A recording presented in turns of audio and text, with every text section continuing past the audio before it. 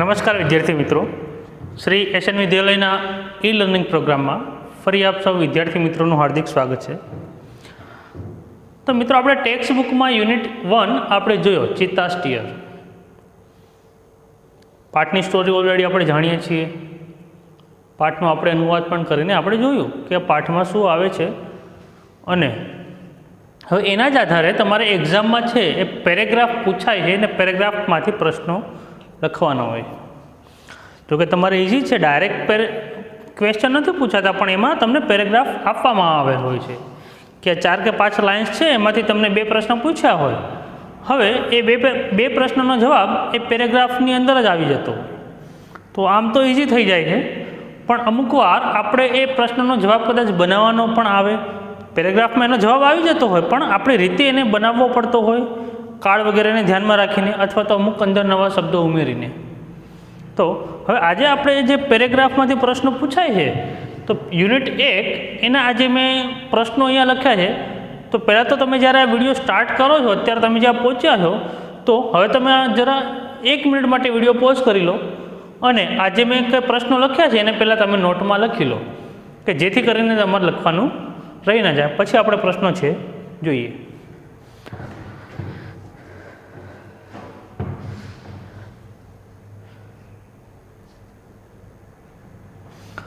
Okay વિદ્યાર્થી મિત્રો, તો હવે તમે આ પ્રશ્નો ઓલરેડી લખી લીધા છે.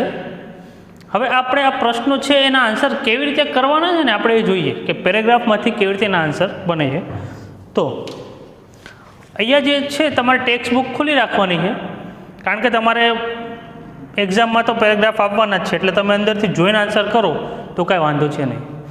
તો હવે read the extracts and answer the questions. ફકરો વાંચીને પ્રશ્નના જવાબ આપો. હવે મેં જે અહીંયા P1 કર્યું છે, P મીન્સ પેરેગ્રાફ 1. તો પેરેગ્રાફ 1 છે લોંગ અગો. એ જોવાનું, પહેલી જ લાઈન છે પેજ નંબર 2 ઉપર. લોંગ અગોથી સ્ટાર્ટ થાય છે તે ક્યાં સુધી છે? N easy way to gate 1.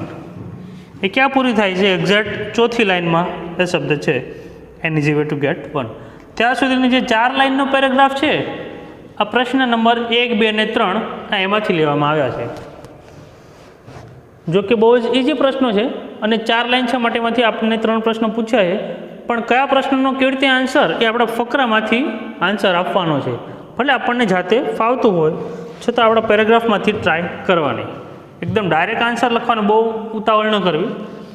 તો પહેલો પ્રશ્ન છે હુ વોઝ એડી. એડી કોણ હતો? તો પહેલી જ લાઈન છે long ago a Zulu hunter sitting under a tree, his name was Eddie. છે ને, એટલે તમારે છે ને એક્ઝામમાં આવું લખવાની જરૂર નથી, Zulu hunter was sitting under a tree, his name was Eddie. એવી રીતે લખવાની જરૂર નથી. આપણને જેવી રીતે પ્રશ્ન પૂછાયો છે, હુ વોઝ કોણ હતો, તો એડી કોણ હતો એ ખાલી દર્શાવવાનું છે. તો એડી વોઝ કોણ છે? ઝુલુ હન્ટર. તો એડી વોઝ અ ઝુલુ હન્ટર. બસ આવી રીતે આપણે એનો આન્સર બનાવવાનો છે. આમાંથી બેઠી લાઈન લખવાની ભાગ્યે જ થશે, બાકી આવી રીતે આપણે એના આન્સર છે એ કરવાના થશે મિત્રો. બીજો પ્રશ્ન છે વોટ ડીડ એડી સી. હા, હવે આ પ્રશ્ન છે એ પહેલાં તો તમને સમજાવવો જોઈએ કે પ્રશ્ન છે તમને શું કહેવા માંગે છે, તો તમે ફકરામાંથી એનો આન્સર શોધી શકશો. તો હવે એના માટે તો મેં તમને વાત કરી હતી કે સ્પેલિંગ વગેરે તો તમારે ક્લિયર હોવા જ જોઈએ યુનિટના, તો જ એ યુનિટમાં શું, ક્યાં અને કયો શબ્દ કહેવા માંગે છે તમને આઈડિયા આવે. તો વોટ ડીડ એડી સી, એડીએ શું જોયું? અહીંયા જાઓ મિત્રો, હુ વોઝ એટલે ભૂતકાળમાં હતું, માટે આપણે એડી વોઝ અહીંયા મૂક્યું. વોટ ડીડ એટલે ભૂતકાળમાં પ્રશ્ન પૂછાયો છે કે એડીએ શું જોયું. તો જ્યારે ડીડથી આપણને પ્રશ્ન પૂછાયો છે, તો આપણે એનો જ્યારે આન્સર કરશું તો વિધાન વાક્યની વાક્ય રચના શું થઈ જાય? કર્તા પ્લસ V2. તો એડી સો. જે અહીંયા V1 થઈ ગયું ને, V1 કેમ હતું? કારણ કે એ ડીડ આપેલ છે. પ્રશ્નાર્થ વાક્યમાં હંમેશા ડીડ પ્લસ કર્તા પ્લસ V1 જ આપેલ હોય, પણ એનો આપણે જ્યારે જવાબ કરીએ ત્યારે કર્તા પ્લસ V2 હંમેશા થઈ જાય. તો કર્તા તો એડી છે, અને જે V1 હતું સી, એનું આપણે અહીંયા V2 કરી નાખ્યું સો. પછી આપણે એનો આન્સર કરવાનો છે. એટલે આટલી જે ગ્રામેટિકલ અમુક સુધારા છે ને મિત્રો, આપણે એ ખાસ શીખવાનું છે. બાકી એના આન્સર કરતાં તો આપણને ફાવી જશે, પણ તમે અહીંયા એડી સી એમ લખી નાખ્યું તો એ ગ્રામેટિકલ મિસ્ટેકમાં તમારા માર્ક્સ કપાઈ જાય. તો વોટ ડીડ એડી સી, એડીએ શું જોયું? તો પહેલી જ લાઇનમાં છે he saw a large herd of deer grazing in the lush green meadow. બરાબર છે. It saw a herd of deer grazing in the meadow. તમે એ લખી શકો અથવા તો આમાંથી he saw a large herd of deer grazing in the lush green meadow તો પણ ચાલે. કોઈ એવી વસ્તુ ફિક્સ નથી કે ના આ જ લાઈન હોવી જોઈએ, પણ એનો આન્સર સાચો હોવો જોઈએ અને યોગ્ય હોવો જોઈએ તો એ ચાલે. હવે મિત્રો ત્રીજો એવો પ્રશ્ન છે, what did it think when he so the deer. તો તમારે પહેલાંનું ગુજરાતી વિચારવાનું કે શું કહેવા માંગે. What did it think, think એટલે વિચારવું. ઇડીએ શું વિચાર્યું when he so the deer. જ્યારે એને હરણને જોયું ત્યારે એના મગજમાં કયો વિચાર આવ્યો, તો 4 લાઇનમાંથી જ તમારે એના આન્સર કરવાના. હાલ તમારે નીચેનો પાર્ટ જોવાનો થતો નથી, કારણ કે તમારા એક્ઝામમાં આ જેટલા પ્રશ્ન હશે ને એ ઉપરના ફકરાને આધારે જ હશે. તો એને શું જોયું, એને શું વિચાર્યું, જો he said to himself these are really wonderful but I have to run a lot to catch one of ધેમ. હવે અહીંયા આપણને શું આન્સર આપેલ છે, ઈડી શું વિચારે છે, wonderful but I have to run a lot, મારે ખૂબ જ દોડવું પડે છે, એ એવું વિચારતો હતો. તો આપણે અહીંયા હેવ ટુ આપ્યું છે, પણ આપણે જ્યારે એના આન્સર કરીએ આપણને ક્યાં પૂછાયો છે ભૂતકાળમાં. વોટ ડીડ થિંક, એને શું વિચાર્યું, તો એણે આવું વિચાર્યું, તો એ ભૂતકાળ થઈ ગયું. પાઠમાં છે એ વિચારી રહ્યો હતો માટે એ આપણને વર્તમાન કાળમાં આપેલું છે. I have run a lot to catch one of ધેમ, એમના એક પકડવા પણ મારે ઘણું દોડવું પડે. તો તમે એ બેઠી લઈને અહીંયા લખી નાખો આઈ હેવ ટુ, તો એ તમારે ખોટો આન્સર થઈ જાય. તમારે Eddie thought that he had to run, તો એડીએ વિચાર, આપણે એના માટે આન્સર લખીએ છીએ એટલે એડી થોટ ધેટ, એડીએ વિચાર્યું કે. હવે આપણે એના માટે વાત કરી રહ્યા છીએ માટે આપણે અહીંયા હી આવશે, હી હેડ ટુ રન અ લોટ. બાકીનો તો આન્સર આમાંથી તમારે બેઠો મળી જાય. He had to run a lot to catch one of them. Can't there be an easy way to get one.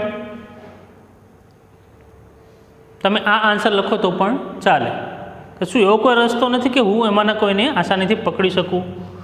Two can allot catch one of them those deer, આમાંના એક હરણને પકડવા પણ મારે ઘણું બધું દોડવું પડે છે. આપણે એવી રીતે આન્સર બનાવીને લખીએ તો પણ ચાલે. જો આપણને બનાવતા ફાવે છે તો આપણે લખી શકીએ, નહીંતર આવા આન્સર છે આપણે આમાંથી ડાયરેક્ટ લખીએ તો પણ ચાલે, સાચા જ છે. તો મિત્રો આ પહેલા પેરેગ્રાફના 3 પ્રશ્નો હતા. હવે આપણે મિત્રો જેમ જેમ યુનિટ ચાલશે આપણે આવી રીતે તમને આ પેરેગ્રાફ અહીંયા હું લખાવતો રહીશ અને એના આન્સર છે એ તમારે લખવાના છે અને તૈયાર પણ ખાસ કરવાના છે.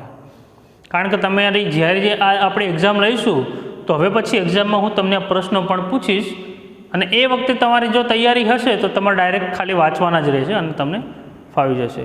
પણ જો તમે તૈયાર જ નહીં કર્યા હો તો એ ઘરે બધા વિષયની એક્ઝામ આવશે તો એ વખતે તમને શું તૈયાર કરવું એ જ નહીં સૂઝે. તો અત્યારે જ્યારે વિડીયો જુઓ જ છું તો વિડીયો ફિનિશ થયા પછી આજનું આપણું શું હોય ભાઈ હોમવર્ક, તો બસ આ પ્રશ્નો તૈયાર કરી નાખવાના, લખીને કરો અથવા વાંચીને કરવાના છે. ઓકે, હવે પેરેગ્રાફ નંબર 2.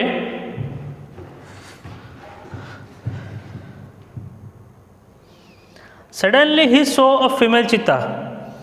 એ જ્યારે પેરેગ્રાફ પૂરો થતો ને મિત્રો 4 લાઈન એના પછી જ આપ્યું. સડનલી હી સો અ ફિમેલ ચિત્તા ક્રોલિંગ સાયલેન્ટલી, ત્યાં સ્ટાર્ટ થાય છે ઓલ એન્જોયડ ધેર મીલ, ત્યાં એ પૂરો થાય છે. બસ એ તો 2 લાઈનનું જ છે પેરેગ્રાફ, 2-3 લાઈનો જ છે. તો આપણે એમાંનો એક પહેલો પ્રશ્ન છે જોઈએ, how did female cheetah catch a deer. How did, તો તમને આઈડિયા હોવો જોઈએ શું કહેવા માંગે છે, કેવી રીતે એને હરણને પકડ્યું, માદા ચિત્તાએ હરણને કેવી રીતે પકડ્યું એવું કહેવા માંગે છે. ડીડ છે કેચ V1 છે તો આપણે કરતા V2 થી એનો આન્સર કરવાનો થશે, એટલું યાદ રાખવાનું. ફિમેલ ચિત્તા ક્રોલ્ડ એટલે ટૂંકમાં કરતાની સાથે આપણે V2 આવ્યું. હવે એનો આન્સર કેવી રીતે છે જુઓ,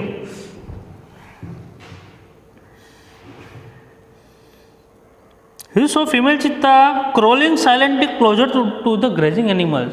ધીમે ધીમે સરકી રહ્યા હતા, પણ આપણે અહીંયા એનો આન્સર ભૂતકાળમાં કરવાનો છે માટે female cheetah crawled silently closer to the grazing animals.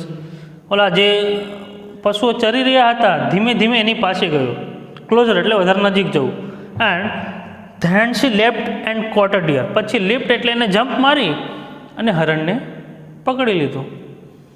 આ છે પહેલા પ્રશ્નનો એ આન્સર.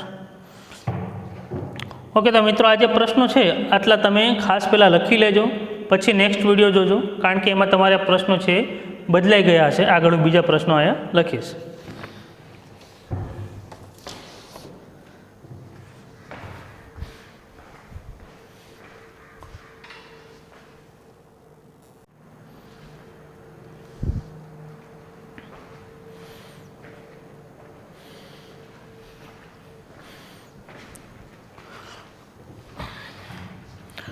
વિદ્યાર્થી મિત્રો, હવે તમે જે બે પેરેગ્રાફનો જે આપણે પ્રશ્નો લખ્યા છે, બીજા પેરેગ્રાફનો આપણે જે પહેલો પ્રશ્ન લખ્યો હતો, હવે અહીંયા આપણે બીજા પેરેગ્રાફના બીજા પ્રશ્નથી સ્ટાર્ટ થાય છે.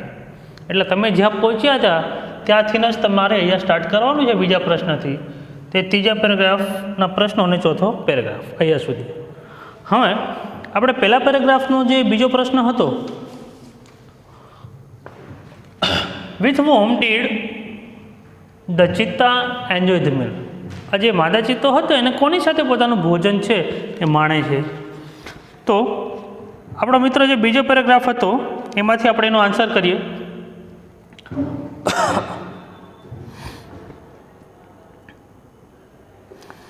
તો શું છે મિત્રો એનો answer? The cheetah enjoy the her meal with her two tiny cups.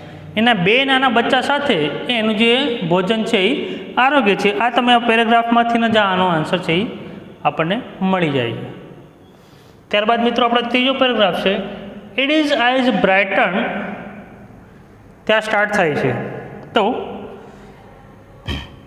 હવે ત્યાં પહેલો, બીજો, ત્રીજો અને ચોથો પેરેગ્રાફ મિત્રો અહીંયા આપણને આપેલ છે.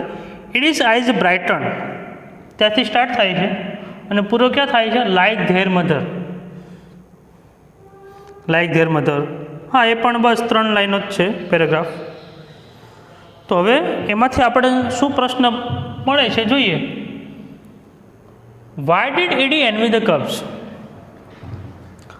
આ એડી હતો ને એને આ બચ્ચાઓની ઈર્ષા કેમ થઈ? આપણને ખબર છે કે બચ્ચાઓને વગર કાંઈ મહેનત એમનું ખોરાક મળી ગયો એટલે એડીને ઈર્ષા થઈ કે આ બચ્ચાઓને તો વગર મહેનતે મળે છે અને મારે તો કેટલી બધી મહેનત કરવી પડે છે. તો એ એનો આન્સર છે, આપણને ખબર છે. પણ આપણે એનો આન્સર અહીંયા કેવી રીતે લખવાનું છે? ડીડ કરતાં V1 આપી છે તો આપણે કરતાં V2 કરીશું. એડી એનવીડ ધ કપ્સ. વાયથી પૂછાણો છે પ્રશ્ન. હવે આપણે કારણ દર્શાવીશું બીકોઝ. પછી આપણે આની અંદરથી જ એનો આન્સર લેવાનો છે. જો અહીંયા છે, can I be lucky as this beautiful deer they got their food without any effort. શું બચ્ચા જેટલો નસીબદાર બની શકું કે એમને વગર મહેનત એમનું ખોરાક મળી ગયો? તો they got their food without any effort છે ને એ એનો આન્સર થાય છે. આ જે પ્રશ્ન છે એનો, because they got their food without any effort. તો મિત્રો આવી રીતે આપણે તમારે આ પેરેગ્રાફમાંથી આ પ્રશ્નો છે એ શોધીને લખવાના. જો ઇઝી છે. અને બાકીની વાત કરીએ, તમને ડીડ કરતાં V1થી પૂછાણો હોય તો હંમેશા કરતાં V2થી એનો આન્સર કરવાનો છે. બાકી તો આમાંથી તમે શોધીને લખશો એટલે આન્સર થઈ જશે તમારે. What idea did Eddie get. Idea એટલે વિચાર, ગેટ એટલે મેળવવું, આવવું. એડીને શું વિચાર આવ્યો એને જ્યારે આ જોયું ત્યારે? Eddie got the idea to have a hunter like the mother cheetah to hunt his food. તો અહીંયા જોઈએ,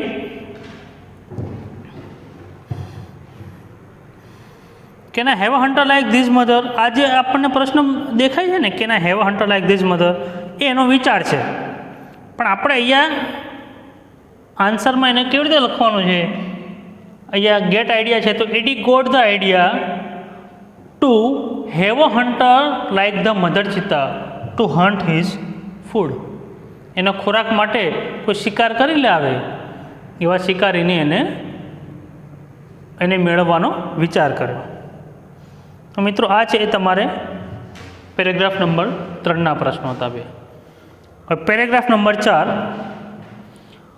from his experience Eddie knew. એના અનુભવ પરથી એડી એ જાણ્યું હતું કે, એ પણ તમે જોજો પેજ નંબર 2 ઉપર,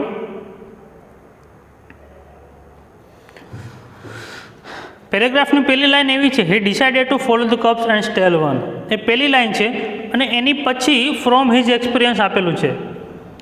એટલે આપણે જે પેરેગ્રાફ પૂરો થાય છે ને ત્રીજો, હી થોટ, એની પછી એક પેરેગ્રાફ જવા દેવાનો. એની પછીના પેરેગ્રાફમાં હી ડિસાઇડેડવાળી પહેલી લાઈન નથી, પણ ફ્રોમ હિઝ એક્સપિરિયન્સથી સ્ટાર્ટ થાય છે. અને ક્યાં સુધી આપણે લીધો છે પેરેગ્રાફ? હી સો 2 ટાઇની કપ્સ. તો ત્યાંથી સ્ટાર્ટ કરીને 1 2 3 4 ચોથી લાઇનમાં એ અડધું સેન્ટેન્સ જે અડધી લાઈન થાય છે ને, એ આ વાક્ય આપેલું છે, હી સો 2 ટાઇની કપ્સ. ત્યાં સુધીનો તમારે પેરેગ્રાફ નંબર આપણે 4 લીધો છે. તો મિત્રો આ જે પેરેગ્રાફ છે એ તમે લખી લો. એના પ્રશ્નો છે એ હું તમને આ કાઢીને પછી લખાવું.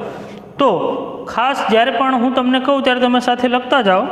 વિડીયોને પોઝ કરીને તમે આ પ્રશ્ન લખી લો, પછી અહીંયા તમને હું બીજા પ્રશ્નો લખાવું.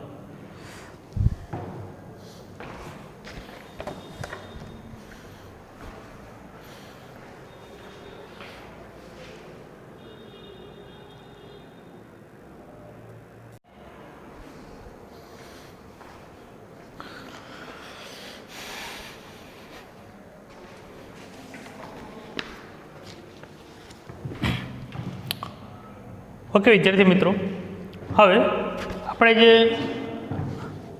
Paragraph number 4 from his experience Eddie knew his saw 2 tiny cubs એ મેં તમને લખાવ્યો હતો.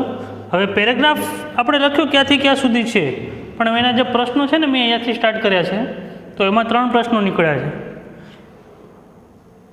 પહેલો પ્રશ્ન છે, હવે તો મિત્રો પહેલાં તો એક સ્ટાર્ટ ક્યાંથી થાય છે એની મેં તમને વાત કરેલી હતી કે ફ્રોમ હિઝ એક્સપિરિયન્સ છે એ હી ડિસાઇડેડ ટુ ફોલો વાળો પેરેગ્રાફની વચ્ચેથી સ્ટાર્ટ થાય છે અને 1 2 3 4 ચોથી લાઈને હી સો 2 ટાઇની કપ્સે પૂરું થાય છે.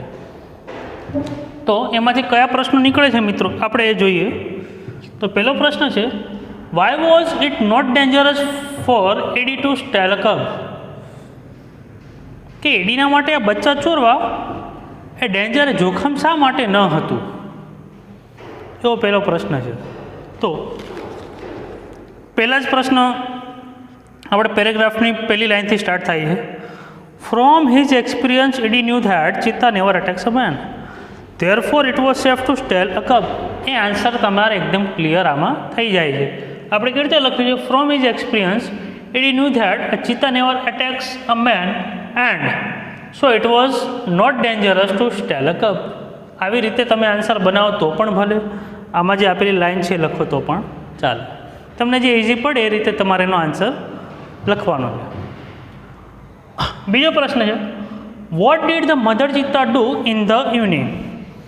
સાંજે છે એ માદા ચિત્તો શું કરે છે? આપણને ખબર છે કે ઝાડીઓમાં એના જે બચ્ચા છે એને એ ત્યાં સંતાડે છે અને પછી ઝરણામાં પાણી પીવા માટે એ નીકળી જાય છે, આપણને ખબર છે.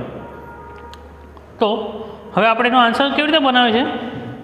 ઇન ધ ઇવનિંગથી આપણને આપેલું છે what did mother cheetah do, શું કરે છે સાંજે? તો ઇન ધ ઇવનિંગથી આપણે આનો આન્સર લેવાનો છે. ઇન ધ ઇવનિંગ પછી જે જવાબ મળે છે તે શું કરે છે? The mother cheetah hid her cubs in a thick bush and left for a stream. એનો આન્સર પણ આપણને આમાંથી મળી જાય છે.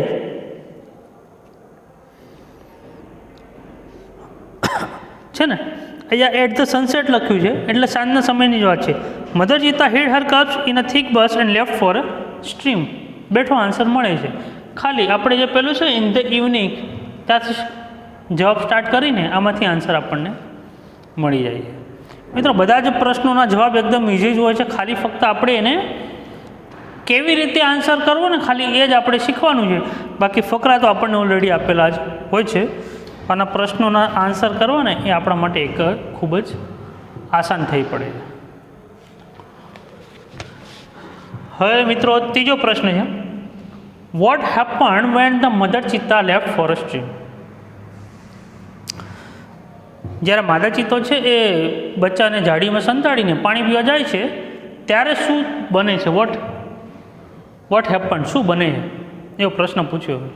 તો આપણને ખબર છે કે એડી હતો, સંતાયેલો હતો, એ આવ્યો અને બચ્ચાનો શિકાર કરે, આપણને ખબર છે. તો એનો answer when the mother cheetah left for a stream, અહીંયાથી આપણે સ્ટાર્ટ કરવાનું છે. When the mother cheetah left for a stream Eddie pick up his net and spear. એનો આન્સર આમાં છે જ. જુઓ,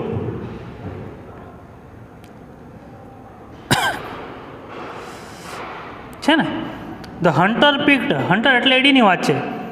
હી picked up his net and spear and ran in to the bush. અને ઝાડીઓમાં જાય છે. ટુ કેચ અ કપ, બચ્ચાઓને પકડવા માટે. તો જેવી માદા ચિત્તો એ પાણી પીવા માટે જાય છે તો તરત એ ઓલી ઝાડીઓમાં જાય છે એનો ભાલો અને નેટ લઈને, ઝાડ લઈને, અને એ બચ્ચાઓને પકડે છે. એનો આન્સર થાય છે. હવે મિત્રો આવી રીતે છે ને પ્રશ્નોના આન્સર કરવા એ ખૂબ જ ઇઝી છે, પણ અમુક જગ્યાએ એના કેવી રીતે જવાબ બનાવવાના, ફક્ત આપણે એના ઉપર ખાસ ધ્યાન રાખવાનું છે કે આપણે ટેન્સમાં ક્યાંય ભૂલ ન કરીએ. જે કાળમાં પૂછાયું છે એ કાળમાં એનો આન્સર કરવો, અને જેવી રીતે પ્રશ્ન છે સામે એવી રીતે જ એનો જવાબ કરવો. તો તમારે એક્ઝામમાં આવી રીતે એક પેરેગ્રાફમાંથી 2 કે 3 પ્રશ્નો એવી રીતે પૂછાય. એક પ્રશ્નનો 1 માર્ક્સ હોય, એટલે જેટલા પ્રશ્ન પૂછાય એટલા માર્ક્સ હોય.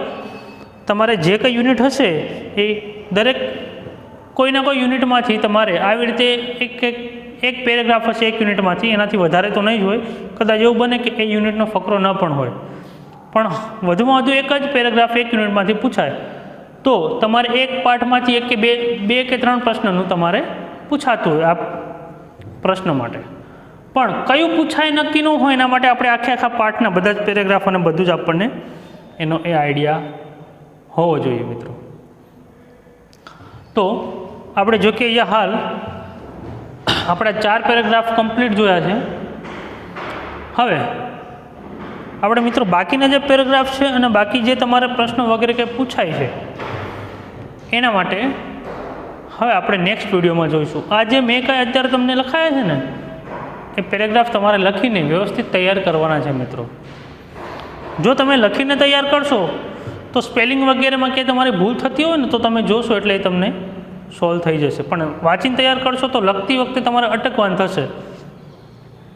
આપણી માતૃભાષા હોય તો આપણને ખબર જ છે કે આ કેવી રીતે લખાય છે, પણ અંગ્રેજીમાં અમુક સ્પેલિંગમાં આપણે અટકવાનું થાય કે આનો સ્પેલિંગ શું હતો ને કદાચ આપણે એમાં મિસ્ટેક કરી દેવી સ્પેલિંગમાં, તો જે આપણા માર્ક્સ કપાઈ શકે. તો માર્ક્સ કપાઈને કરતાં આપણે એ લખીને જ તૈયાર કરીએ કે જેથી આપણે એવી કોઈ મિસ્ટેક થાય જ નહીં. જે કંઈ પ્રશ્નો આજે લખાવ્યા છે મિત્રો એ તમારે વ્યવસ્થિત તૈયાર કરવાના છે. અને હવે પછીના પ્રશ્નો પણ આવી રીતે જ પેરેગ્રાફમાંથી તમારે આન્સર હશે. તો જેટલા પેરેગ્રાફ ચાલે છે એને તમે વ્યવસ્થિત લખી લો અને તૈયાર કરો.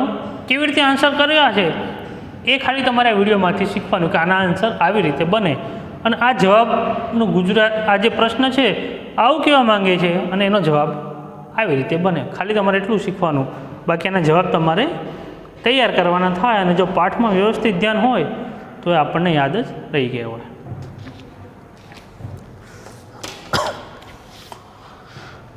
ઓકે મિત્રો, તો આજે આપણે જે આ 4 પેરેગ્રાફ સુધીના પ્રશ્નોના જવાબ જોયા. પણ નેક્સ્ટ લેક્ચરમાં આપણે અમુક જે પેરેગ્રાફ છે એ અને તમારે જે 2 સેન્ટેન્સમાંથી 2 વર્ડ આપેલા શબ્દો હોય એમાંથી તમારે સેન્ટેન્સ બનાવવાનું પૂછાય છે એ કેવી રીતે બનાવવા, હુ સેડ ટુ હુમ, કોણ બોલે છે, કોને કહે છે, એ પણ તમારે 3 માર્ક્સમાં પૂછાય છે. એવા પણ આપણે વાક્યો જોઈશું. પણ ત્યાં સુધી તમે આ જે પ્રશ્નો છે એ વ્યવસ્થિત મિત્રો તૈયાર કરી રાખો. પછી આપણે મળીએ આવતા લેક્ચરમાં. ધન્યવાદ.